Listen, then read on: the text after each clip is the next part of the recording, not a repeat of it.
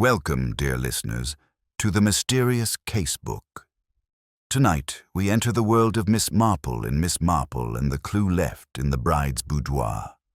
A wedding night shadowed by a single, chilling trace of a boudoir, where secrets whisper louder than vows. What truth hides behind the veil? Light a candle, get comfortable, and let's uncover the mystery. The village of St. Mildred's had rarely looked lovelier. September sunlight streamed through latticed windows, warming the grey stone cottages and glinting off the bright bunting strung across the high street. It was the wedding day of Eleanor Weston, daughter of the prosperous local draper, and the event had stirred the entire parish into a flurry of excitement. Children darted between neighbours clutching posies of late roses, while the vicar rehearsed his blessing under his breath as though he feared it might vanish at the crucial moment. Miss Marple, seated in the second pew from the front, observed it all with the serene detachment of one who had witnessed many such happy occasions. She folded her gloved hands neatly over her handbag, noting with her usual sharp eye the crisp starch of the bridesmaids' frocks, the nervous fussing of Mrs. Weston with her hat-pins, and the faintly smug expression of Mr. Weston, as if he were marrying off not a daughter, but an achievement. Yet, as the minutes ticked past and the organist softly practiced his chords, a restless murmur began to ripple among the congregation. The bride had not appeared. The bridal procession should have arrived from the Weston home on the green nearly 20 minutes earlier. Even the usually imperturbable vicar began glancing toward the doors with a worried frown. At last, a flustered maid, her apron twisted and face pale, rushed up the aisle to whisper urgently into the vicar's ear. His complexion altered, and without a word, he strode quickly down the nave and out into the sunshine. The congregation erupted into whispers like wind rustling dry leaves. Miss Marple, her expression calm, leaned slightly toward Mrs. Price Ridley, who was craning her neck so fiercely she seemed about to dislocate it.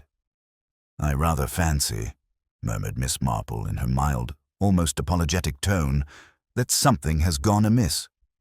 Something had indeed gone amiss. Within the hour, the dreadful truth emerged. Eleanor Weston, the bride tobe, had been discovered lifeless in her boudoir, still in her bridal gown, a single silken ribbon clenched in her hand. The shock reverberated through St. Mildred's like a thunderclap. The joyous bells that were to have rung in celebration now tolled solemnly. Villagers gathered in clusters outside the Weston house, their faces pale with the thrill of horror. Whispers flew faster than swallows in the dusk. Had the poor girl fainted from nerves? Had her heart failed her? Or darker still, had some malicious hand been at work? Miss Marple, slipping quietly among the gossips, listened more than she spoke. She noted how Mrs. Weston clutched her daughter's pearls with trembling fingers, how Mr. Weston barked curt orders to keep everyone back, and how the groom, young Henry Blake, stood frozen, his face a ghastly mask of shock. It was not until the constable emerged, pale and tight-lipped, that the rumor became certain Eleanor Weston had been murdered. And in her boudoir, beside the bridal veil laid carefully across the bedspread, some curious clue had been left, one which none but the sharpest eyes would understand. Miss Marple's lips pressed together in that small, firm way of hers. For all the chatter and conjecture, she knew that beneath the surface lay the quiet, deadly truth of human passions, and that truth, however carefully concealed, would not escape her.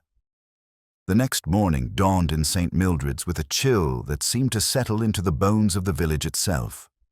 What should have been a day filled with laughter, clinking glasses, and petals strewn along the lanes was instead marked by drawn curtains and hushed conversations over breakfast tables.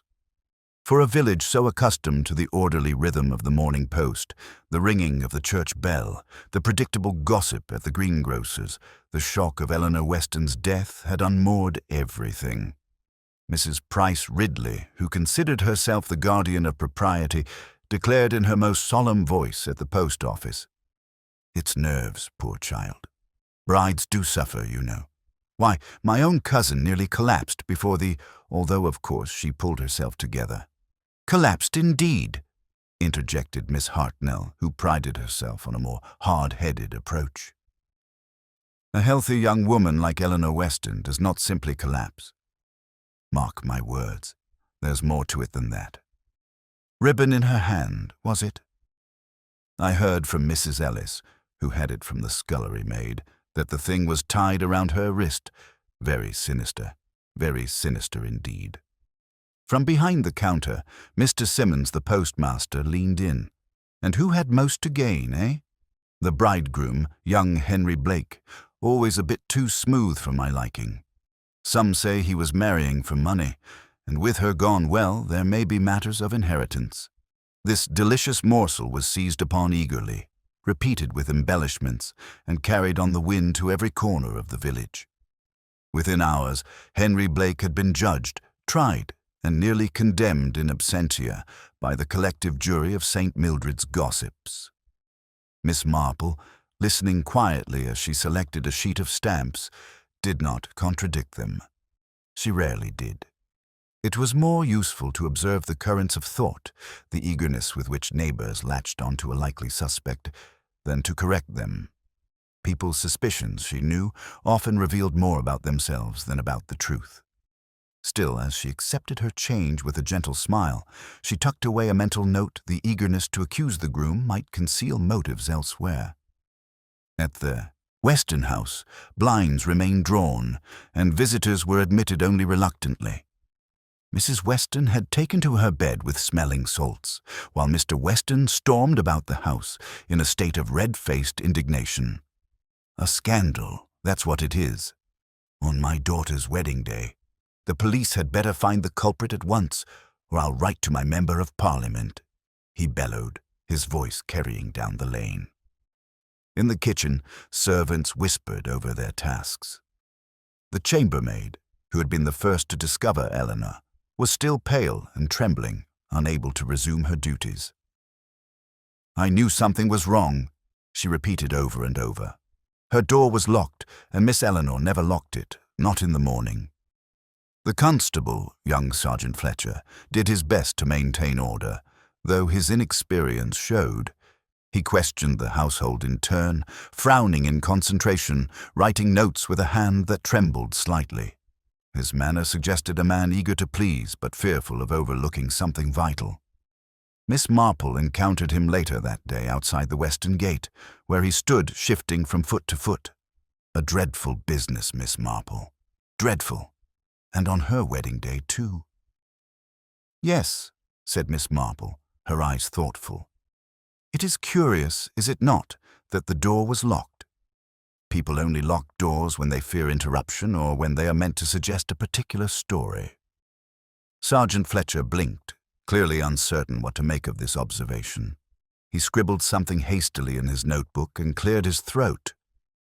We'll get to the bottom of it, never fear. Miss Marple inclined her head politely, though her mind was already moving along different lines of reasoning. Meanwhile, speculation flourished unchecked. At the grocer's, Mrs. Haydock declared confidently that Eleanor had been the victim of jealousy. Pretty as a picture she was, and with such prospects. Some girl, slighted or overlooked, couldn't bear it. I've read about such things in the newspapers. At the smithy, Mr. Tompkins suggested it was robbery. The pearls she wore, fine things they were, you'll see. The thief took 'em and left her dead. Happens often enough in London. Others whispered about Eleanor's father's business. Weston's drapery had prospered, but not without enemies. A competitor from the next town, perhaps, or someone aggrieved over money owed. Theories abounded, each more dramatic than the last. Through it all, Miss Marple moved serenely, her knitting needles clicking in quiet accompaniment to her thoughts. She had lived long enough in St. Mary Mead and beyond to recognize familiar patterns. Love, jealousy, ambition, resentment, these were the threads from which murders were woven, no matter how gilded the setting. She recalled the sight of Mrs. Weston clutching those pearls with trembling hands. Pearls could be heirlooms, treasures, symbols of pride. She recalled, too, the groom's face, white as chalk, shocked into immobility. Genuine grief, or something more complicated? And that ribbon, clutched so tightly in the bride's hand, a detail that had lodged firmly in Miss Marple's mind. By afternoon, Inspector Cray from the county headquarters had arrived, a large man with a florid face and a voice inclined to bluster. He surveyed the Western home with the air of one prepared to sweep aside nonsense and secure a rapid conclusion. "We'll soon have the measure of this," he declared. "The young fellow, Blake, will need to answer a few questions. Always start with the obvious. That's my method." Miss Marple, present under the pretense of bringing a basket of scones to comfort the household, heard this pronouncement with the faintest raising of her eyebrows. The obvious, in her experience, was rarely the truth. Inspector Cray interviewed the groom in the drawing-room, while villagers loitered outside hoping for news. Henry Blake emerged pale, his jaw set. "I loved her," he said bitterly to no one in particular. How dare they think," he broke off, striding away before finishing the thought. The crowd buzzed with renewed excitement. To them, his indignation was evidence enough. Yet Miss Marple's eyes lingered on his retreating figure, her mind noting the clenched fists, the stiff shoulders. Anger, yes, but at what? At the suspicion cast upon him, or at something more private? As twilight settled, Miss Marple sat by her cottage window, a ball of pale blue wool in her lap. The day's gossip replayed itself in her thoughts, voices overlapping in their eagerness to find meaning. Yet beneath the noise, she perceived the shape of something quieter, something significant. People had spoken too quickly of Henry Blake's gain, of jealousy, of theft, but murder was rarely so simple. Her gaze drifted to the church spire, silhouetted against the fading light. Death on a wedding day, what could be more tragic, or more laden with meaning? Human beings, she knew, often betrayed themselves not by what they concealed, but by what they chose to emphasize. And somewhere in the talk of ribbons, pearls, and locked doors lay the thread that would lead to the truth. She folded her knitting away with tidy precision. There would be enough time to follow that thread. For now, she allowed herself a small sigh. "Such wickedness," she murmured softly. "And yet it is always so very human." The morning after the inspector's arrival, St. Mildred stirred uneasily. A village accustomed to routines of bell-ringing, gardening, and mid-morning errands now found itself staring out of lace-curtained windows at the Weston house, as if its brick walls alone might confess a secret. There was a hush, punctuated only by the occasional tread of Sergeant Fletcher or the louder, more self-important stride of Inspector Cray. Both men moved in and out of the house with clipboards and questions, but to the watching villagers it felt as though very little progress had been made. Miss Marple, meanwhile, occupied her customary seat in the small tea-room that overlooked the high street. She had ordered a modest pot of Darjeeling and a slice of seed cake, not because she felt particularly hungry, but because tea-rooms were fertile ground for overhearing human nature. Indeed, scarcely had she poured her first cup when Mrs. Price Ridley swept in, her feathers ruffled both literally and figuratively. "They say he's been arrested," she announced loudly, ignoring the startled glance of the waitress. "Young Henry Blake. Hauled off in the night. I heard it straight from Mrs. Bantry's cousin's boy who delivers milk." "That is not quite correct," Miss Marple observed mildly, stirring her tea. "Mr. Blake was seen leaving the Weston house this morning, quite unhindered."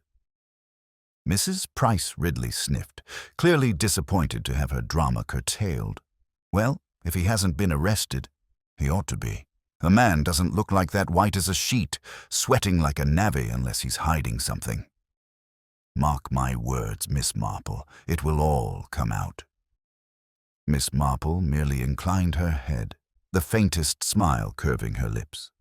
She had seen far too many instances of nervous young men wrongly suspected, their agitation mistaken for guilt. The truth, she knew, tended to hide in quieter places. Later that afternoon, Inspector Cray called a brief meeting with Mr. Weston, Henry Blake, and the household staff in the drawing room. Miss Marple, by virtue of being a well-meaning elderly neighbour who had brought a tin of shortbread for poor Mrs. Weston, was permitted to linger unobtrusively at the edge of the room. She sat with her knitting, her needles clicking softly, while the inspector questioned each person in turn. "Now then," said Cray with his booming authority, "we'll start with the obvious matters. Who last saw the bride alive?" The maid curtsied nervously. "I laid out her gown, sir, and brought in the flowers. That was just after 8. She was cheerful, humming to herself. I didn't notice anything amiss." "And you locked the door afterward?" The maid shook her head. "No, sir. Miss Eleanor always liked the door open for light. It must have been locked later." Inspector Cray grunted and scribbled a note. "Mr. Blake?" Henry Blake's voice was hoarse. "I saw her shortly before 9. She told me to wait in the garden, that she wanted a few minutes alone." I obeyed. It was the last time his voice faltered. When she did not arrive at the church, I thought she was merely delayed. Mr. Weston, red-faced and impatient, cut in. "All this nonsense about locked doors and ribbons. The fact is, my daughter is dead and the household is in ruins. I expect swift justice, Inspector." Miss Marple's eyes flickered toward him. Swift justice, she reflected, was often another word for convenient justice. As questioning went on, she noted small details others seemed to overlook. The cook, Mrs. Danvers, twisted her apron as she spoke, repeating how she had been in the kitchen preparing a wedding breakfast that would now never be eaten. The chambermaid, pale and tearful, wrung her hands, but mentioned that Eleanor had seemed anxious, glancing toward her dressing-table mirror more than once. "And what of this ribbon?" Inspector Cray demanded. "Was it part of her gown?" A hesitation followed, long enough to catch Miss Marple's interest. Finally, the chambermaid stammered, "It was from her trousseau, sir. A drawer full of them in different colors. She liked to tie them round bouquets or sometimes round her letters." Letters. Miss Marple tucked away that word. Young women wrote many letters, some innocent, others less so. Ribbons tied round them might serve as tokens. And here was Eleanor, found with a ribbon clenched in her hand, as though making some statement the dead could not otherwise deliver. After the questioning concluded, Inspector Cray announced he would return to headquarters for further instructions. Mr. Weston stalked out in fury, muttering about incompetence. Henry Blake remained behind, seated heavily in a chair, his hands covering his face. The servants dispersed slowly, whispering among themselves. Miss Marple rose, her knitting tucked neatly away. She approached Henry Blake with gentle steps. "My dear boy," she said softly, "forgive an old woman's intrusion, but grief sometimes makes us blind to what is before us. Did Eleanor seem anxious when you last spoke with her?" He lifted his head, startled by the directness of the question. "Yes," he admitted after a pause. "She was nervous. Not about me. I'm certain of that.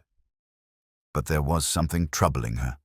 I begged her to confide in me, but she said only that she needed a moment alone." Miss Marple's kind eyes regarded him steadily. "And did she, perhaps, receive any letters in the days before her wedding?" Henry flushed. "She did. A note, delivered by hand. She showed it to me, laughing, and said it was only an old acquaintance sending good wishes. But he stopped, clearly regretting having said too much. I don't see why that matters now." "Oh, but everything matters," Miss Marple murmured, as if speaking only to herself, "especially the little things others dismiss." That evening, Miss Marple sat by her window in the fading light, her needles clicking while her mind replayed the day. She considered the locked door an unusual act for a young bride preparing to walk to the altar. She thought of the ribbon, chosen from among many, and clenched as though in defiance. She recalled Henry's words about the letter and the chambermaid's observation that Eleanor had been anxious. Patterns began to emerge. They were not yet clear, like embroidery half completed, but the threads were there. People so often betrayed themselves through the smallest actions: the locking of a door, the fidget of a hand, the casual dismissal of a question. Through the stillness, she heard the bells of St. Mildred's toll the hour, a sound both comforting and mournful. Somewhere in the village, someone heard those bells with unease, knowing they tolled not only for Eleanor, but also for a secret not yet unearthed. Miss Marple placed her knitting aside and allowed herself a single whispered thought. The truth is here, if only one listens. And Miss Marple, more than anyone, knew how to listen. By the third day after the tragedy, the village had settled into a grim rhythm. Curtains twitched less furtively now, for everyone already knew the subject of conversation. At the baker's, at the smithy, even in the pews of the church during morning prayers, the verdict was unanimous. Henry Blake was the guilty party. "He's the one," insisted Mrs. Price Ridley, her feathers bristling as she held court outside the greengrocer's. "I said it from the start, didn't I? A young man with no fortune of his own, marrying into a prosperous family. And Eleanor's father never liked him, mark my words. It is always the same story, ambition leading to ruin. Yet, put in Mr. Simmons, the postmaster. It is a queer sort of ambition that strikes the bride down before the vows are said. Surely he might have waited until after the ceremony, when the matter of inheritance would be secure. This sensible objection did nothing to quell speculation. If anything, it spurred more creative theories that Henry had quarreled with Eleanor on the morning of the wedding, that he had discovered a secret she meant to reveal, or that he had struck in sudden passion. Each theory was embroidered with such confidence that one might almost forget none had the faintest scrap of proof. Inspector Cray, for his part, seemed inclined to agree with the crowd. Summoned once more to the Weston residence, he declared in booming tones that circumstantial evidence points most strongly to the young fellow. Miss Marple, seated unobtrusively with her knitting, allowed her eyes to rest upon him for a brief moment. Circumstantial evidence, she knew, was rather like the smoke from a chimney. It told you that something burned within, but not what or why. Henry Blake was questioned again in the drawing-room, his face haggard with sleeplessness. He answered the inspector's inquiries with a mixture of indignation and despair. "You think me guilty because I loved her too much," he said hoarsely. "You think grief is guilt. But I swear to you, Inspector, I had nothing to do with Eleanor's death." Inspector Cray harumphed. "And yet you admit you were the last to see her alive. You admit she was anxious. You admit she asked to be left alone, and within an hour she was found murdered. What are we to make of that?" Henry's hands clenched. "That she was troubled by something she would not tell me. I begged her, but she said she must go alone into her boudoir. That is all I know." Miss Marple's needles clicked softly. She noted the sincerity in Henry's voice, the unfeigned anguish in his eyes. But sincerity, too, could be deceptive. The human heart was not always a straightforward thing. Later that day, Miss Marple made her way to the Weston household under the guise of offering assistance to the servants. She found the chambermaid, Alice, folding linen in the scullery. The girl's eyes were red, her hands unsteady. "My dear," said Miss Marple gently, "it must be very hard for you, having been the one to find her." Alice swallowed. "I cannot forget it, ma'am." The room was so still, her hand clutching that ribbon. It was dreadful. "Yes," Miss Marple agreed softly. "A ribbon, of all things. Tell me, Alice, did you notice anything unusual in the boudoir that morning, aside from the obvious horror?" The maid frowned, thinking hard. Well, her dressing table was neat, as always. Only one drawer was a little open, the one where she kept her letters and trinkets. I thought it strange, for she was very particular. Miss Marple's eyes brightened, though her expression remained mild. "Indeed. And was anything missing?" Alice shook her head. "I couldn't say, ma'am." Mr. Weston locked the room afterward, and none of us have been allowed in since. A drawer of letters, a ribbon clenched in the hand, an anxious bride locking her own door. The pattern grew clearer, though still incomplete. The following morning, an official development, Inspector Cray, announced that Henry Blake was to be taken to the county headquarters for further questioning. The villagers gathered in small groups to watch as Henry, pale but composed, was escorted to the waiting motor car. Mrs. Haydock declared triumphantly, "There now, justice is being done." But Miss Marple, standing quietly at the edge of the crowd, shook her head ever so slightly. Justice, she thought, was not a matter of appearances. The truth, once uncovered, often surprised those most certain of their theories. She allowed herself to linger a moment longer, her gaze resting on Mr. Weston. His face was set in grim lines, but behind the fury was something else, a flicker of fear, perhaps, or relief. Miss Marple could not yet tell which. That afternoon, she paid a visit to Mrs. Weston, who lay pale in her bedroom, attended by smelling salts and a fretful maid. The bereaved mother clasped Miss Marple's hand with trembling fingers. "Eleanor was so happy," she whispered. "Yet I confess, in the days before the wedding she seemed distracted. I asked her, but she only smiled and said I mustn't worry. Do you suppose she feared the responsibilities of marriage?" Miss Marple murmured something soothing, but her mind was already racing. Distracted, anxious, secretive. These were not the marks of a bride uncertain of her gown or her vows. They were the signs of something heavier. Her gaze wandered to the dressing table beside the bed.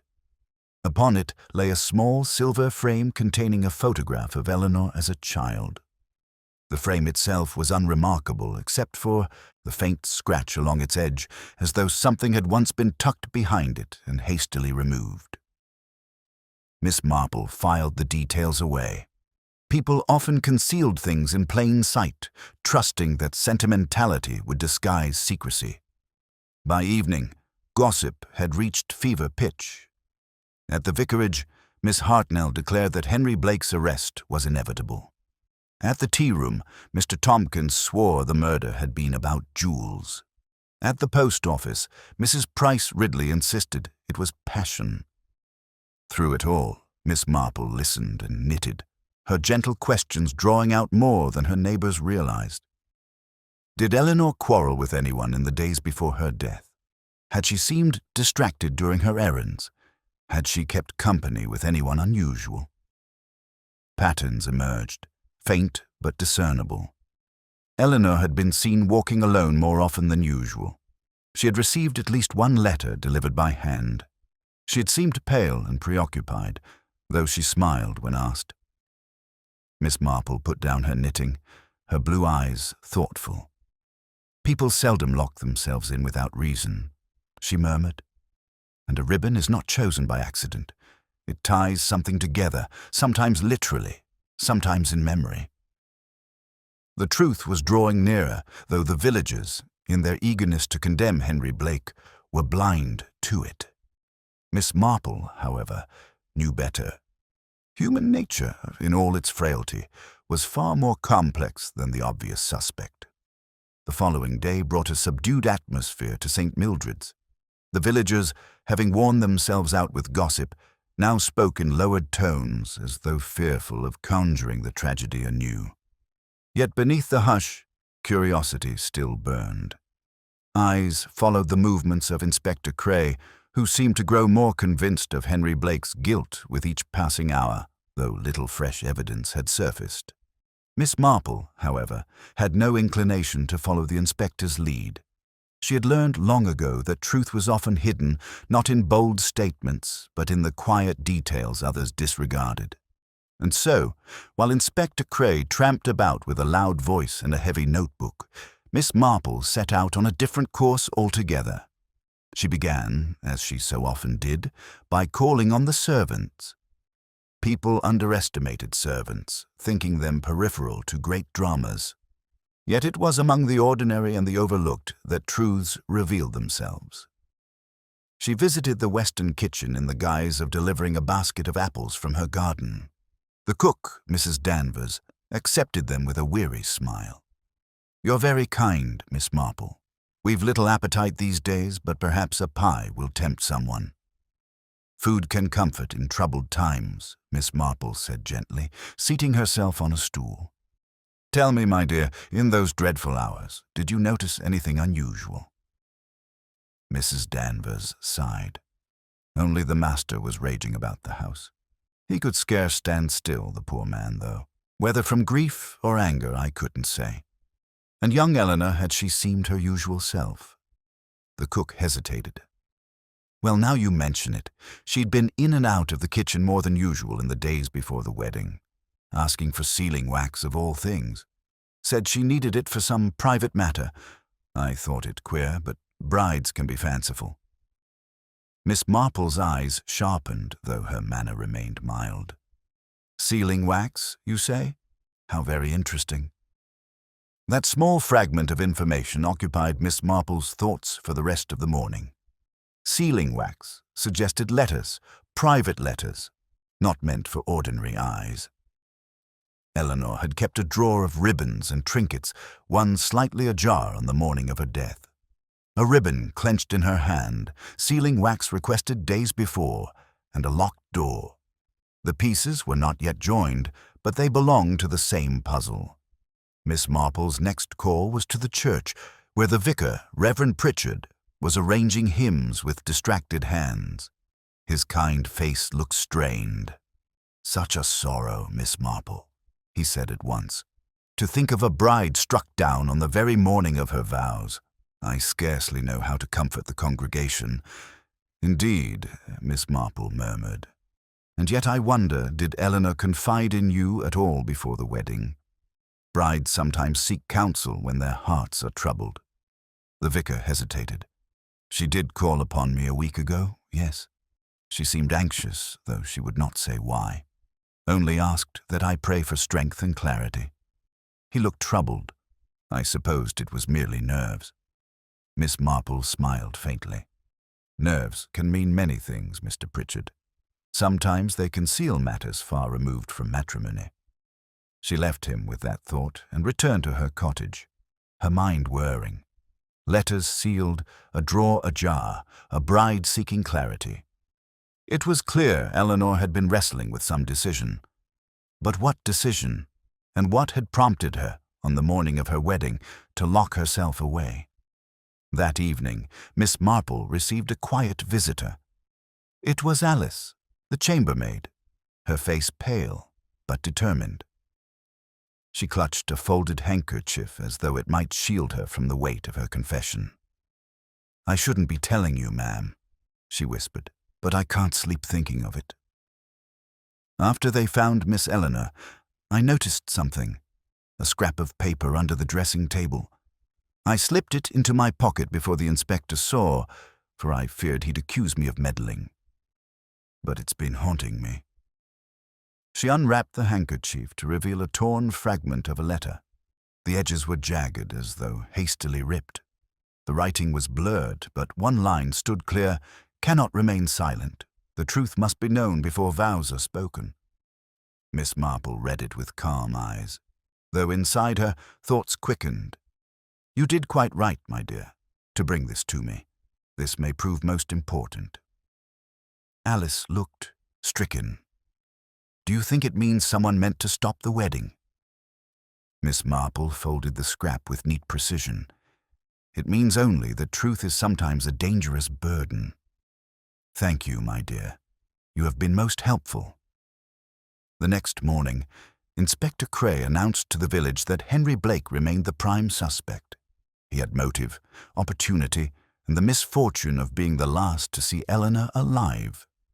To the inspector, the case was nearly closed, but Miss Marple, seated quietly with her knitting in the vicarage garden, reflected otherwise. Motive was not so simple as money, nor was opportunity confined to those in plain sight. And as for being the last seen, it was often the most convenient peg upon which to hang suspicion. She fingered the folded scrap of letter in her pocket, words torn in haste, yet clear enough to hint at revelation. Eleanor had intended to speak the truth before her vows, but the truth about what? A secret of her own, or one belonging to another? The ribbon returned to her mind, the ribbon clutched so tightly in Eleanor's hand, not around her wrist, as some villagers had claimed, but in her hand, as though grasped in urgency. And ribbons, after all, were often used to tie letters. Suppose Eleanor had received a letter sealed with wax, tied with ribbon. Suppose she had locked her door to read it in private. Suppose, even, that she had torn it in anger or despair. And then death, swift and silent, in the very room where she sought privacy. The pieces formed the outline of a darker truth. But who had sent that letter, and who had feared so greatly its contents that they silenced the bride forever? That evening, as twilight deepened over St. Mildred's, Miss Marple sat in her parlour, her knitting needles still. Her gaze lingered on the fading light over the churchyard. Somewhere in the village, she knew, someone carried the weight of a secret that had driven them to murder. The inspector might be content with Henry Blake, but Miss Marple was not, for she had glimpsed the shape of another story, one written in ribbons, sealing wax, and torn paper. A story of truth concealed, of revelation feared, and she, with her quiet persistence, would follow the thread until the knot was undone. Softly, almost to herself, she murmured, "People forget that murder seldom springs from strangers. It grows, like weeds, in the soil of human hearts, and letters, like weeds, often leave roots behind." The days following the discovery of the torn letter fragment brought a subtle change to the atmosphere in St. Mildred's. The early excitement of gossip had dulled into something sharper, almost fearful. Villagers began to avoid certain subjects in public, lowering their voices when names were mentioned, glancing over shoulders as if truth itself might be listening. Inspector Cray continued his thunderous pursuit of Henry Blake, but Miss Marple, knitting calmly in her cottage or pausing at the churchyard, Gates knew that such certainty often blinded men to deeper undercurrents, and those undercurrents were beginning to stir. It was Mrs. Haydock who first broke the silence, cornering Mrs. Price Ridley outside the post office. "I'll tell you what I heard," she said, eyes gleaming. Eleanor wasn't nearly as perfect as she looked. There was talk that she kept company with a certain gentleman before young Blake ever came along. Talk, sniffed Mrs. Price Ridley, though her curiosity was plainly roused. From whom, pray? From someone who would know. Her father's clerk, Mr. Hargrave, said he'd seen her more than once in the company of a Mr. Pemberton, a solicitor from the next town, and not in ways one would call proper. This morsel flew swiftly through the village, gathering additions as it went. By afternoon, Eleanor Weston was no longer the innocent bride cut down in her prime, but a young woman with secrets, perhaps even scandals, to her name. Miss Marple heard it all without comment. She knew well enough how quickly gossip turned the living into villains and the dead into cautionary tales. Yet in the hushed speculation lay kernels of truth, if one sifted carefully.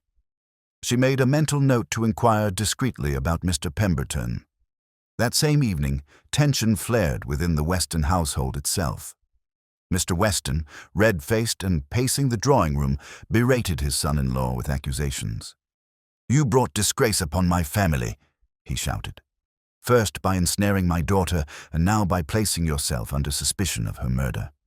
If you had a shred of honor, you'd never have come near this house."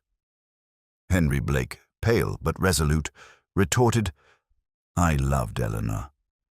Whatever you may think of me, that is true, and I will not endure being accused without proof." Their voices carried down the hall, where servants hovered, listening wide-eyed. Mrs. Weston wept quietly upstairs, too frail to intervene. Miss Marple, who had arrived with a basket of blackberry jam under the pretense of comforting Mrs. Weston, lingered politely in the hall until the shouting subsided. When Mr. Weston stormed past her, muttering about ruined reputations, she merely inclined her head. His fury struck her as something more than grief. It had the quality of fear. The next day, Miss Marple arranged to speak with Reverend Pritchard, who had known the Westons for years. Over tea in the vicarage garden, she inquired gently about Eleanor's circle. She was well liked, of course, the vicar said cautiously.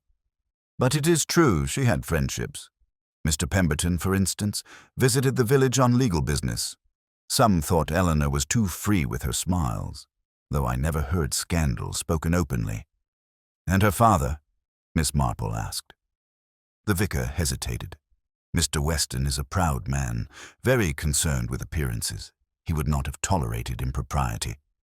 Yet he broke off, shaking his head. There are rumors that his business has not been as sound of late as he claims.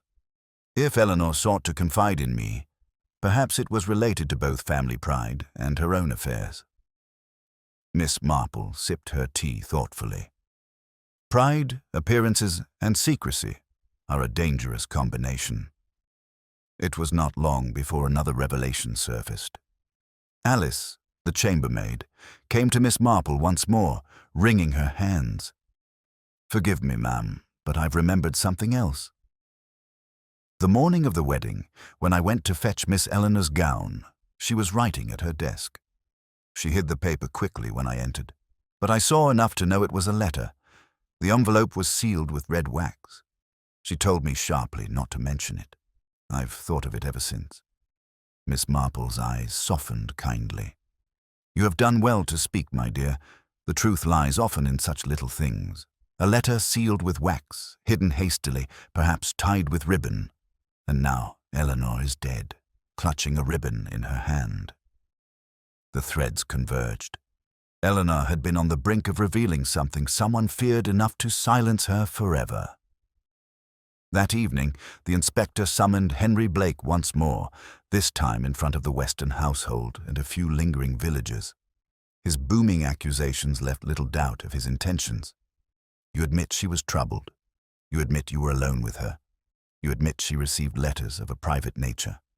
And now she is dead. What are we to conclude, Blake?"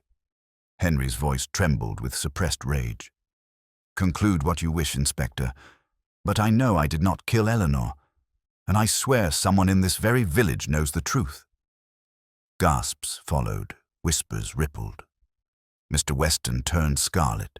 Mrs. Price Ridley's feathers nearly quivered off her hat. Miss Marple, standing unobtrusively at the back, watched closely. Henry's words had struck a nerve. That much was certain. Several faces betrayed flickers of guilt or fear or perhaps relief. It was in such fleeting moments that Miss Marple excelled the narrowing of eyes, the twitch of lips, the sudden stillness of hands. Later, as night fell and the village grew quiet, Miss Marple sat by her lamplight, knitting resting forgotten in her lap. She reflected on what she had seen: Mr. Weston's furious defensiveness, the gossip of Mr. Pemberton, the revelation of a sealed letter, the ribbon clutched in Eleanor's hand. There were secrets here, family secrets, financial secrets, romantic secrets, too many motives, too many entanglements for so neat a solution as Inspector Cray desired. Henry Blake was an obvious suspect, yes, but life had taught Miss Marple that the obvious was seldom correct. She allowed herself a small, thoughtful smile. When people shout the loudest, she murmured, it is often to drown out the truth they fear. Somewhere in St. Mildred's, someone had been killed to keep such a truth hidden, and Miss Marple, with her quiet persistence and keen eyes, would wait patiently until the facade cracked, for it always did. 2 mornings after the inspector's public confrontation with Henry Blake, St. Mildred's awoke to yet another jolt. Word travelled swiftly along hedgerows and garden gates when a second crime had occurred. Not another murder, though whispers of such spread eagerly before the facts were known, but something curious and troubling all the same. The Weston household had been disturbed in the night. A locked drawer in Mr. Weston's study had been forced open, papers scattered across the carpet, and one small bundle of documents gone. The discovery was made by the butler, who found the study in disarray when he came to draw the curtains at dawn. The news caused a fresh eruption of speculation. At the post office, Mrs. Price Ridley declared it proof that Henry Blake had confederates in crime. At the baker's, Mrs. Haydock whispered that the theft showed Mr. Weston's finances were not as sound as he claimed. Mr. Simmons, the postmaster, gravely announced that burglary always pointed to guilty conscience, someone seeking to erase traces of their misdeeds. Inspector Cray, summoned with great urgency, bellowed about desperate measures of desperate men. His eyes gleamed as he declared the breaking further evidence of Blake's guilt. "Mark me, the fellow's behind it. Afraid of what might come to light, he sends an accomplice to steal papers from the house. It fits like a glove." But Miss Marple, standing quietly at the edge of the gathered villagers, thought otherwise. Desperate measures, yes, but not necessarily Henry's. There was something too neat about the inspector's reasoning, too convenient a fit. She recalled Eleanor's anxious visits to the kitchen for sealing wax, her hidden letter, the ribbon clenched in her hand. The burglary, she suspected, was less about Henry and more about silencing Eleanor even after her death. That afternoon, Miss Marple visited Mrs. Weston, ostensibly to bring lavender sachets for her pillows. The bereaved mother lay in her chamber, but her eyes sharpened when Miss Marple gently broached the subject of the burglary. "My husband says nothing was taken," Mrs. Weston whispered. "But I know better. He has guarded those papers for years, something to do with business dealings before we married. I begged him to tell me once, but he said it was not fit for a lady's concern. Now they are gone, and he rages as though his very life were endangered." Miss Marple patted her hand sympathetically. "Secrets have a way of burdening more than those who keep them, my dear. They often spill over onto the innocent." Mrs. Weston's eyes filled with tears. "Do you think Eleanor knew? That she was trying to speak of it?" Miss Marple said nothing, but in her heart she was certain Eleanor had known something that bound her father's affairs to her own fate. Meanwhile, in the village square, Henry Blake was being harried once again by Inspector Cray. The young man looked gaunt, his dark hair disheveled, but his voice carried a fierce conviction. "I had nothing to do with the burglary," he insisted. "I have not set foot in that house since you paraded me before them like a criminal. Someone wishes to see me ruined, Inspector. Someone who fears what Eleanor knew." Cray sneered. "A convenient tale. But mark me, Blake, your protestations won't hold against hard facts. You had the motive then, and you have it now." Miss Marple, who had paused nearby under the pretense of admiring the market flowers, studied Henry's face closely. Anger, yes, but also exhaustion, and an honesty that did not ring false. She turned her gaze to the cluster of villagers watching with avid eyes. Among them she noted Mr. Weston himself, his mouth drawn tight, his fists clenched in his pockets. That evening brought yet another whisper to Miss Marple's door. It was Alice, the chambermaid, pale and trembling. "Oh, Miss Marple, something dreadful. I hardly know what to do." "Sit down, child," Miss Marple said gently, leading her to a chair. "Tell me slowly." Alice twisted her apron. "I was dusting the boudoir, though we're hardly allowed in. I found another scrap of paper under the dressing table, near where the first had been. This one wasn't worn. It was folded, but stained. It must have slipped unseen. I dared not show it to the inspector. He would only accuse me." She handed over the crumpled note. Miss Marple smoothed it carefully and read. The handwriting was the same as the earlier fragment. The message was short, hurried. "The matter concerns your father. If you are silent, his ruin is certain. The ribbon is proof." Miss Marple's eyes narrowed, though her expression remained kindly for Alice's sake. "You have been very brave, my dear. Say nothing of this to anyone else." When the girl had gone, Miss Marple sat for a long time in silence. The note confirmed her suspicions. Eleanor had learned something about her father, something that threatened ruin. The ribbon was proof, perhaps a token, perhaps a marker, perhaps something taken from the very bundle of papers now stolen. The burglary was no coincidence. Someone had broken into Mr. Weston's study, not to attack Henry Blake, but to destroy whatever evidence Eleanor had held. The next day, Inspector Cray announced triumphantly that he had received authorization to detain Henry Blake formally. The villagers buzzed with vindication, yet Miss Marple noted the unease in several faces. Guilt had a way of manifesting in the most ordinary gestures. Averted eyes, hands worrying at handkerchiefs, sudden stillness when a name was spoken.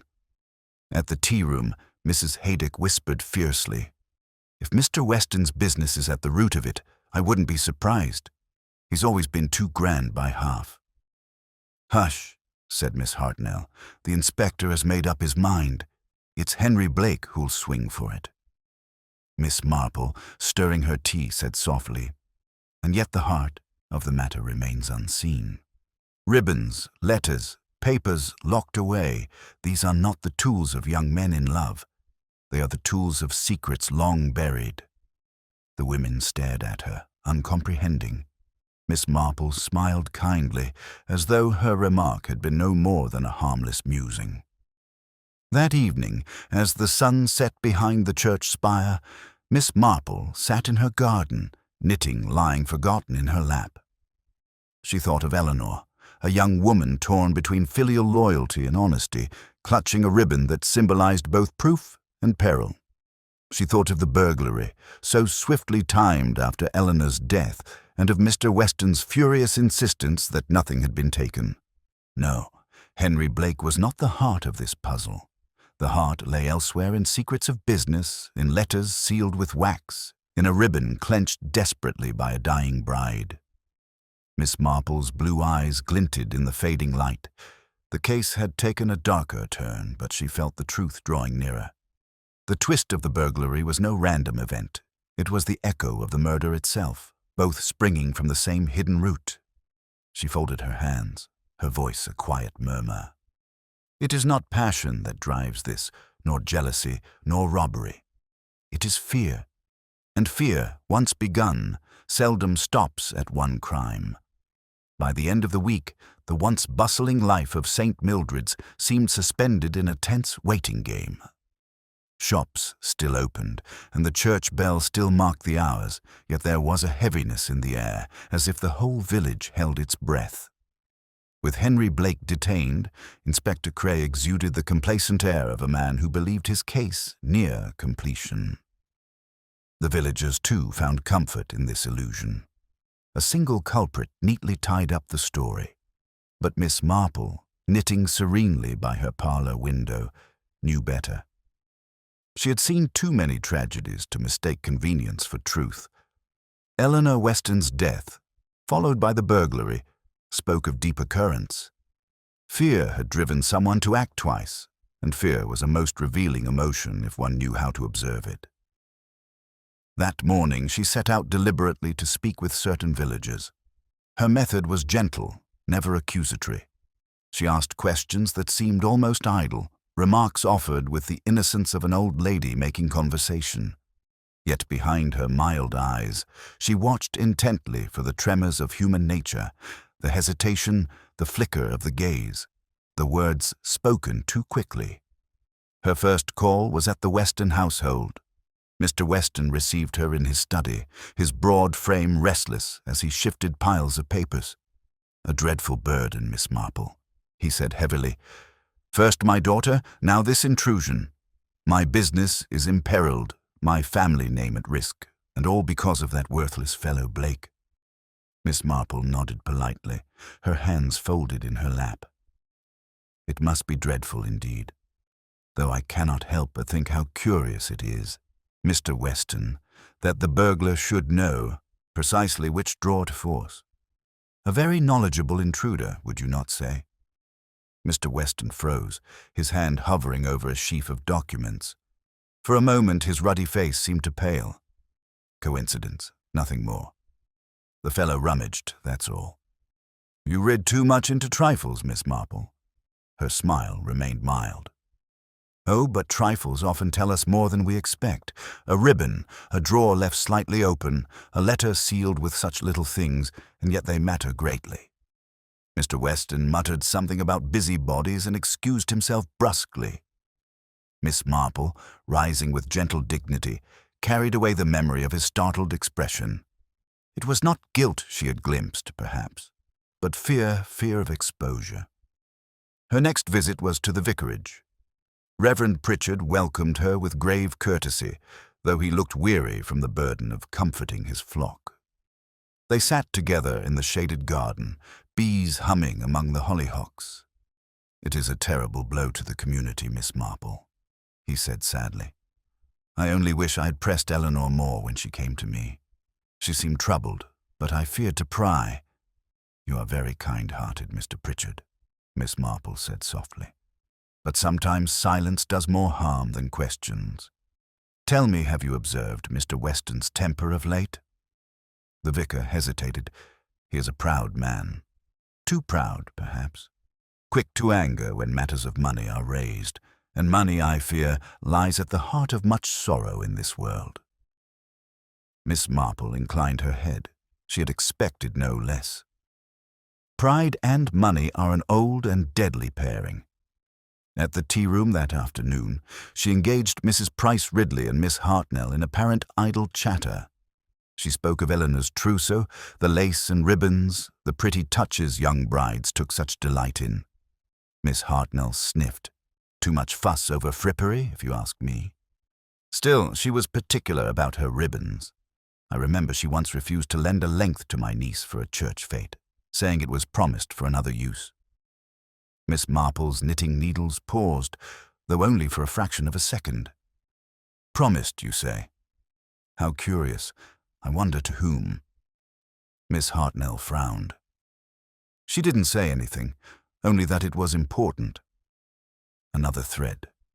Eleanor's ribbon promised, tied perhaps not to a bouquet, but to something more dangerous, letters, proof, secrets. That evening, Miss Marple arranged a small gathering at her cottage under the guise of offering tea and sponge cake to ease village anxieties. She invited Reverend Pritchard, Mrs. Haydock, Miss Hartnell, and Alice the chambermaid. The setting was informal, the conversation light at first. Yet beneath her gentle manner, Miss Marple steered the talk with quiet skill. "How curious it is," she remarked, "that fear should lead people to such strange actions. I remember once, during the war, a young man hid his bicycle pump in terror of being accused of theft. The pump was innocent. Enough. Yet his fear betrayed him." Mrs. Haydock laughed sharply. "People do queer things when cornered, I'll grant you that." "Yes," Miss Marple said, her blue eyes calm. "And sometimes the queerest thing is not the deed itself, but the effort to conceal it. Why, even a ribbon can speak volumes if one listens." At this, Alice shifted uncomfortably in her chair. Her hands twisted the hem of her apron. Miss Marple noted it, though she gave no sign of pressing. The girl was not guilty, she knew, but she held knowledge that weighed upon her, knowledge that might yet prove decisive.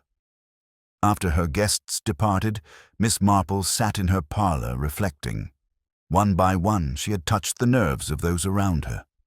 Mr. Weston's defensiveness, Miss Hartnell's careless memory, Alice's unease, all were threads of the tapestry. Inspector Cray might thunder about Henry Blake, but Miss Marple saw the deeper picture forming. Eleanor had been silenced not because of whom she loved, but because of what she knew. She had discovered something dangerous about her father's affairs, something bound with ribbon and sealed with wax. The burglary had been a desperate act to erase that knowledge. And now, under Miss Marple's quiet probing, fear was beginning to show in the cracks. She folded her knitting neatly, her lips tightening in a line of resolve. The time was nearing when she must act more directly.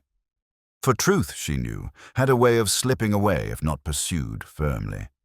And yet she also knew that human nature, once unsettled, would betray itself without needing force. Her strategy was simple: to wait, to watch, and to ask the gentle questions that seemed so harmless, yet pricked the conscience like pins. Someone would falter. Someone already had.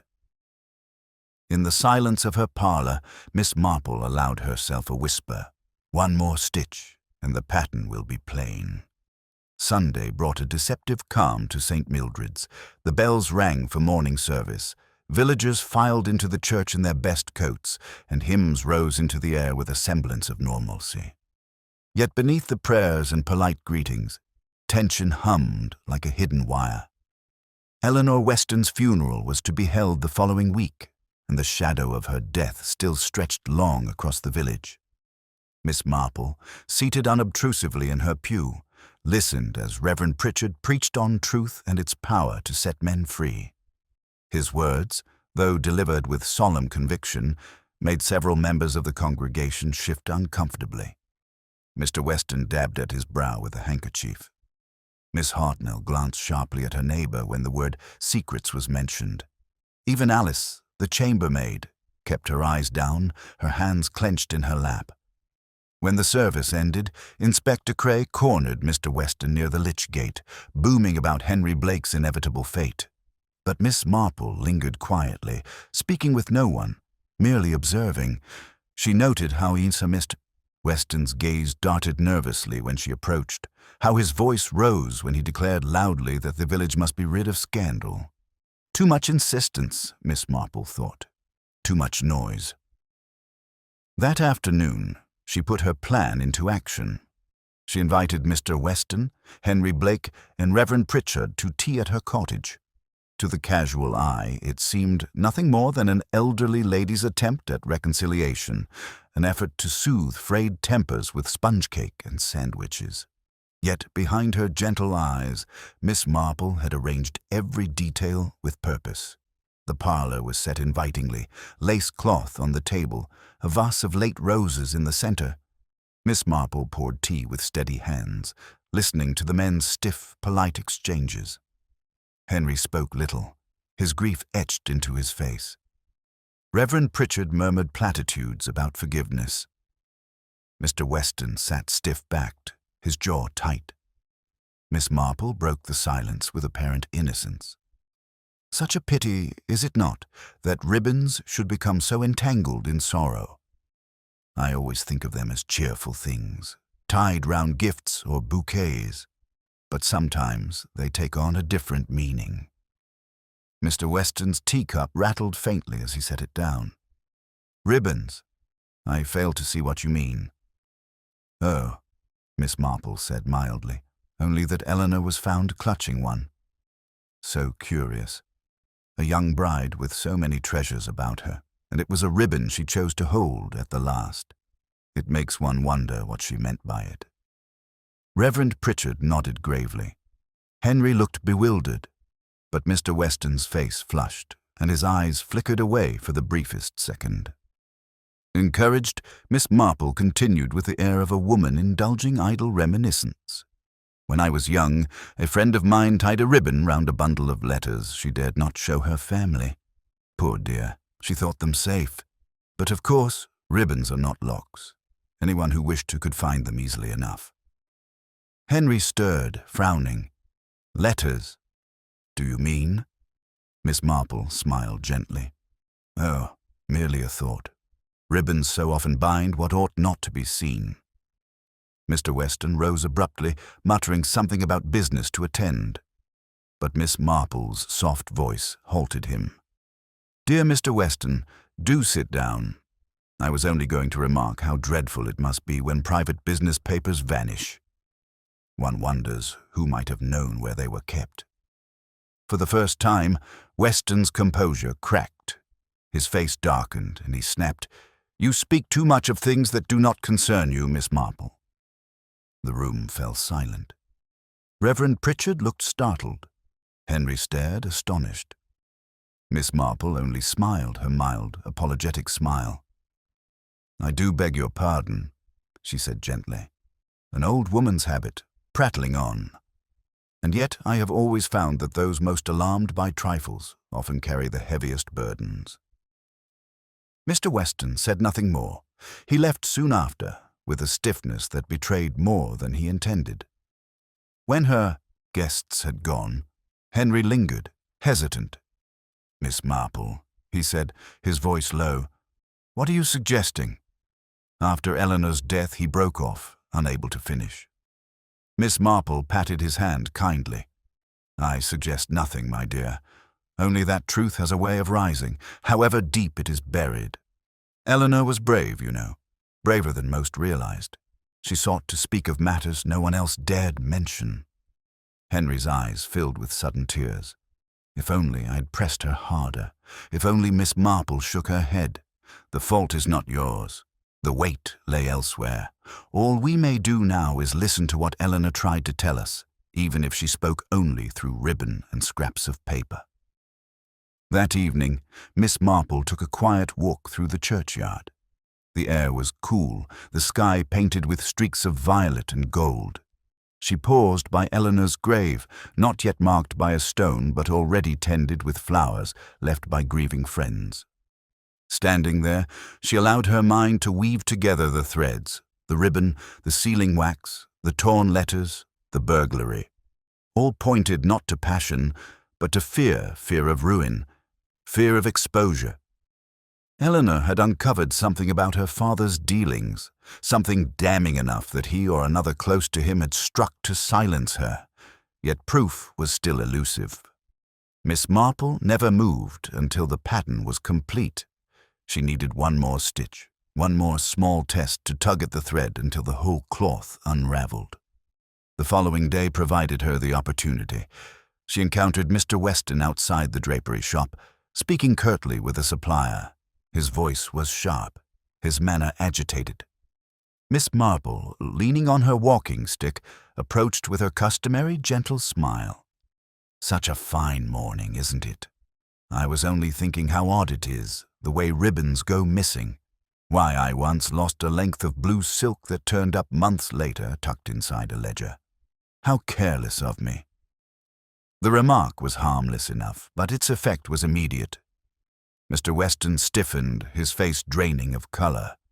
He opened his mouth, closed it again, then muttered something inaudible and strode away. Miss Marple stood watching him go, her smile serene, though her eyes gleamed with quiet triumph. A harmless remark, yes, but one that had pierced directly into the heart of his fear.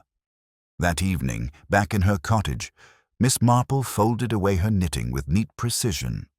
The trap had been set, the reaction given. Mr. Weston had betrayed himself not with words, but with silence, not with denial, but with fear. And fear, as Miss Marple well knew, was the surest confession of all. She sighed softly, gazing into the fire. The end was drawing near. Soon, very soon, she would gather them all, and Eleanor's ribbon would tell its tale. For now, she allowed herself a murmur, half prayer and half promise. The truth is patient, and so am I. The gathering took place in the Weston drawing-room 2 evenings later. At Miss Marple's quiet suggestion, Inspector Cray had agreed, albeit with visible impatience, to summon all the principal figures connected with the case. Mr. Weston, stern and restless, sat near the fireplace, his heavy frame seeming to dominate the room. Mrs. Weston reclined in a chair with smelling salts close at hand, pale and trembling. Henry Blake stood by the window, his jaw set, his eyes shadowed with grief. Reverend Pritchard occupied a seat discreetly to the side, while Alice, the chambermaid, hovered at the edge of the room, twisting her apron nervously. Inspector Cray cleared his throat. "Now then, Miss Marple, you said you had observations of some value. Let's have them quickly, for my men are waiting to finalize matters against Blake." Miss Marple folded her hands in her lap, her expression serene. "I thank you, Inspector. I only thought it might be useful to consider the matter once more, not from the standpoint of passion or jealousy, but of fear. Fear, you see, often explains more than anger ever could." Henry looked up sharply. Mr. Weston scowled. Miss Marple continued, her voice gentle, almost conversational. Eleanor Weston was a young lady of charm and high spirits, yet in the weeks before her wedding she grew anxious. She sought sealing wax from the cook. She visited the vicar for comfort, and she locked herself in her room on her wedding morning. These are not the actions of a bride merely nervous of the altar. They are the actions of one burdened with knowledge. Reverend Pritchard nodded gravely. She did come to me, Miss Marple. I see now I should have pressed her more. Yes, said Miss Marple. But Eleanor sought another way to speak. She wrote letters. Letters tied with ribbon, letters sealed with wax. Letters, perhaps, that spoke of truth too dangerous to utter aloud. A murmur ran through the room. Mr. Weston shifted heavily in his chair. The ribbon, Miss Marple went on, was not mere ornament. It was her signal, her proof. That is why she clenched it in her hand as she died. She meant us to know that what lay behind her death was tied quite literally to that ribbon and the letters it bound. Inspector Cray frowned. A pretty story, madam, but ribbons don't kill young women. Quite true, Miss Marple agreed serenely. But they tell us who feared exposure. Eleanor discovered something about her father's business, unsavory dealings, perhaps even fraud. Mr. Weston, you have guarded those papers for years, and when Eleanor sought to reveal the truth, you panicked. Mr. Weston surged to his feet, his face crimson. How dare you, madam? I loved my daughter. To suggest I Miss Marple raised a placating hand. Oh no, not by intention. Not at first, but Eleanor confronted you, did she not? She threatened to expose matters that would have brought ruin upon your name. In the heat of the moment, anger, fear, you silenced her. A ribbon was at hand, one she had taken from her drawer. You seized it, and when you left the room, she was dead. Gasps echoed through the room. Mrs. Weston gave a faint cry. Alice pressed her hand to her mouth. Miss Marple's eyes rested on Mr. Weston, kind but firm. Afterwards, when the inspector pressed suspicion on Henry Blake, you saw a chance for escape. But then came the danger of the letters. Someone had seen them, someone might produce them, and so you staged a burglary in your own study, forcing the drawer and scattering papers to make it seem as though an intruder had come. Yet your hand betrayed you, Mr. Weston, for the burglar knew precisely which drawer to break. Inspector Cray spluttered, half rising. Preposterous! You have no evidence, only trifles and guesses. Trifles, Miss Marple repeated softly, are the little things that build truth.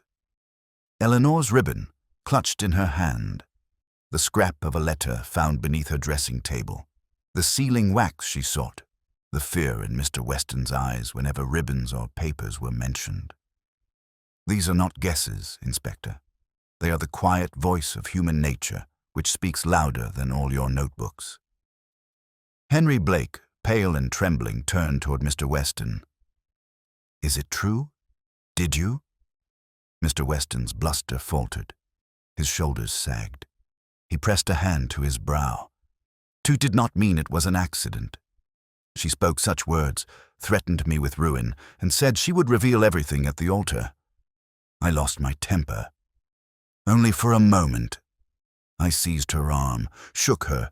She fell, struck her head, and in panic I wound the ribbon to make it seem I thought no one would question. But she clutched it, she held on. His voice broke. Mrs. Weston sobbed aloud. The vicar bowed his head in sorrow. Alice began to weep quietly into her apron. Inspector Cray looked both triumphant and unsettled. Well, there we have it then. A confession of sorts. You'll answer for this, Weston. Miss Marple rose slowly, her small figure seeming suddenly to command the room. It is a tragedy, she said gently, but one born not of malice, but of pride and fear. Eleanor was brave, but she underestimated the power of secrecy on a man who valued reputation above all. Mr. Weston's business dealings, whatever their exact nature, drove him to a desperate act. And Eleanor, poor Eleanor, paid the price. Henry's face crumpled. She wanted to tell me. I know she did. If only Miss Marple touched his arm lightly. Do not reproach yourself, my dear boy. Young people often believe love can solve everything, but Eleanor carried a burden not of her making. She tried to do right, and in that courage lies her remembrance.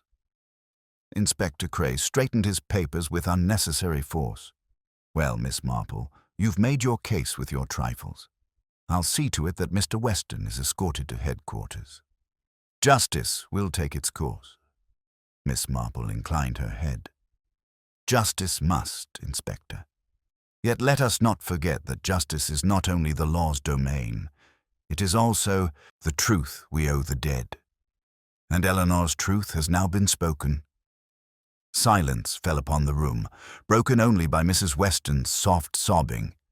Mr. Weston sat heavily, his face a mask of defeat. Henry turned away to the window, tears slipping down his cheeks. Miss Marple, serene and composed, gathered her knitting from the table. Her task was done. The truth, once tangled in ribbons and secrecy, had been gently but firmly drawn into the light. And as she left the Weston house, the evening sun spilling gold across the green, she reflected, as she often did, that murder was never born of mystery, but of the ordinary flaws of human nature, pride, fear, ambition. It was always, in the end, so very human. In the days that followed Mr. Weston's broken confession, the atmosphere of St. Mildred's altered yet again. The fevered pitch of speculation quieted, replaced by something heavier, more somber. For it was one thing to gossip about strangers, or to pin blame on a convenient outsider like Henry Blake. It was quite another to accept that one of their most respected townsmen, a pillar of trade and propriety, had been guilty of such a dreadful act. Curtains that once twitched with excitement now stayed half-drawn in embarrassment. Shopkeepers exchanged hushed words rather than loud theories. The children who had once played wedding games in mimicry of Eleanor's nuptials were sternly hushed by their mothers, who felt that such innocent make-believe struck too close to the bone.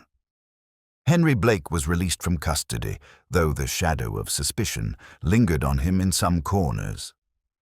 Old habits of gossip die hard, and a few mutter that where there's smoke, there's fire. Yet most villagers, chastened by their earlier eagerness to condemn, now regarded him with a mixture of pity and guilt. Henry himself walked with the hollow look of one who had lost more than his beloved. He had lost his place in the story of the village, his dreams for a life with Eleanor, and any illusion that love alone could shield against tragedy. Inspector Cray departed with little ceremony, puffing himself up as though the outcome had been his design all along. Few were deceived, though politeness restrained them from saying so aloud. Miss Marple, when pressed for comment by her neighbors, simply smiled her mild smile and remarked that truth has a way of presenting itself, if one allows it. The Westons' house became a place of silence. Mrs. Weston withdrew almost entirely from society, her delicate nerves shattered by grief and humiliation. She was seldom seen except at church, where she knelt heavily upon her cushion and wept quietly into her handkerchief. As for Mr. Weston, he was escorted to the county headquarters to face the formalities of justice. His business, once thriving, faltered in his absence. Customers turned away, unwilling to be associated with scandal. Suppliers withdrew credit. His reputation, so carefully tended for decades, crumbled in a matter of days. Among the villagers, there was a deep discomfort. It is one thing to speak ill of outsiders, quite another to acknowledge that pride and fear had driven a neighbor, someone they had known all their lives, to murder his own daughter. People began to speak more softly, with less relish, when recounting the tale. Gossip became reflection, and reflection turned uneasily toward themselves. Miss Marple, meanwhile, returned to her usual rhythms, though with the serenity of one who has untangled a knot at great cost.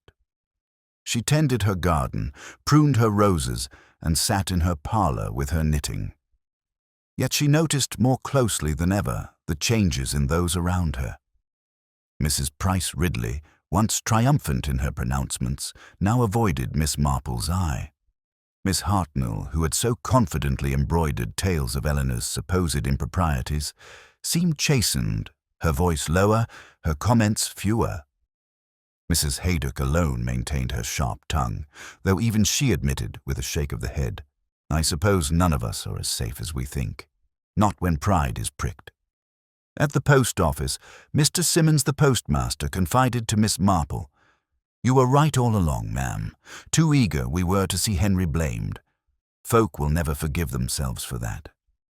Miss Marple only smiled gently. "It is very human, Mr. Simmons. People fear uncertainty, and so they hurry to fill it with whatever explanation comes first. Yet the truth is patient. It waits, however much we chatter." One afternoon, Henry Blake called upon Miss Marple at her cottage. He looked thinner, his eyes haunted, but he bowed with grave courtesy. "I came to thank you," he said quietly, "not only for clearing my name, but for showing me what Eleanor endured. She wanted to protect me. I see that now, though it cost her life. I don't know what I should do." Miss Marple poured him tea and regarded him kindly. "You are young, Mr. Blake. Grief weighs heavily now, but time will soften it, as it always does. Eleanor wished to do right, and in remembering that, you may yet find peace. As for what you shall do well, young men have a way of finding their path again, even after sorrow." He pressed her hand with quiet gratitude. "I hope so, but I shall never forget her courage." The village, too, sought to honor Eleanor in small ways. Flowers were planted near her grave in the churchyard. A hymn was chosen especially for her funeral, its words dwelling on truth and light. People came, not in the spirit of gossip, but in somber acknowledgement of what had been lost, not only a young woman full of promise, but also the village's innocence in believing themselves free of such dark passions.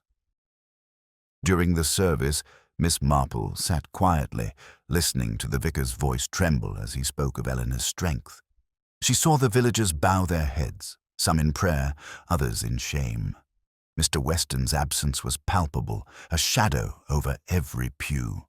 When the final hymn faded, Miss Marple lingered by the grave, laying a small posy of white roses. She spoke softly, almost as if to Eleanor herself. "You tried to speak, my dear, and though your voice was silenced, the truth you carried has been heard. That is your legacy." In the weeks that followed, life in St. Mildred's resumed its course, though altered. The grocer still weighed apples. The children still ran through the lanes. The post was still delivered. Yet a new sobriety touched their lives. The villagers had glimpsed the cost of pride and the danger of silence, and though they soon found fresh topics for chatter, the memory of Eleanor Weston lingered. Miss Marple, reflecting in her garden one evening, summed it up in her quiet way. "It is always the same, you know. People imagine wickedness comes from great criminals, from strangers in dark corners, but more often it is born here, among us, in ordinary hearts, prideful, fearful, ashamed. And it is in understanding those hearts that one finds the truth." She resumed her knitting, the soft click of needles blending with the evening birdsong. Her eyes, bright and knowing, gazed beyond her roses toward the horizon, where the sky faded into shades of gold and violet. Another crime had been untangled, another tragedy laid bare. Yet Miss Marple, ever composed, knew that the quiet study of human nature would always be needed. For where there were people, there would be secrets, and where there were secrets, there would one day be crime. With a sigh, almost tender, she whispered, "Poor Eleanor, poor child, but perhaps, in revealing the truth, you have spared others." The garden grew still, the twilight deepened, and Miss Marple, knitting steadily, let the hush of the evening settle around her serene, watchful, and unyieldingly patient with the frailties of human nature. As September waned, St. Mildred's began, in its way, to recover its ordinary rhythms. The harvest moon rose over the fields, children returned to school, and the sound of the blacksmith's hammer echoed once more from his forge. Yet beneath the surface, the village had changed. It always did after such a scandal. A ripple remained, faint but persistent, in the way neighbors glanced at one another as though wondering what secrets might lurk behind familiar smiles. The Weston house stood silent, shutters closed more often than not.